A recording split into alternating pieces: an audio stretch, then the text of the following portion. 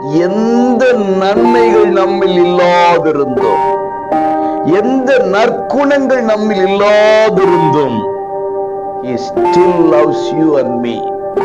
இப்போதும் தேவன் நம்மை நேசித்துக் கொண்டே இருக்கிறார். நன்மை செய்தவராய் இருக்கிறார், நன்மை செய்து கொண்டிருக்கிறார். பிரியமான உறவுகளே, நல்லவர் இயேசுவின் மகத்துவமான நாமத்தில் மனதார வாழ்த்துக்கள். ஏசப்பா உங்களை ஆசீர்வதிப்பாருங்க. சகரியா 8:15 எருசலேமுக்கும் யூதாவுக்கும் நன்மை செய்யும்படி திரும்ப நினைத்தேன், பயப்படாதீர்கள். பிரியமானவர்களே, என்னை கர்த்தருடைய வார்த்தை உங்களுக்கு நேராய் கடந்து வருகிறது.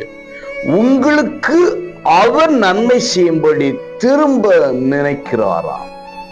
இன்றைக்கு என்னுடைய உழைப்பினால் இது வந்தது, என்னுடைய வேலையில் நான் சம்பாதிக்கிறேன், நான் காண்கிறேன், நான் பெற்றிருக்கிற என்னோடு இருக்கிற அனைத்தும் என்னுடையது, என்னுடைய பிரயாசத்தினால் வந்தது என்று சொல்லி நீங்க உறுதியா இப்படி சொல்ல முடியுமா? முடியாதே.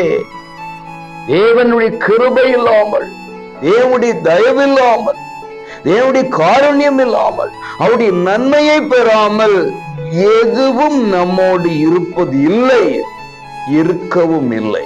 அவர் தம்முடைய ஜீவனை நமக்கு கொடுத்தது நன்மை, இன்னும் உங்களுக்கு செய்ய போகிறார். அவர் சொல்லுகிறார், திரும்ப நினைக்கிறேன்.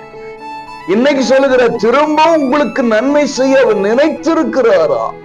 இதுவரை கண்டிராத சில நன்மைகளை பெற்றுக்கொள்ள போகிறீர்கள்.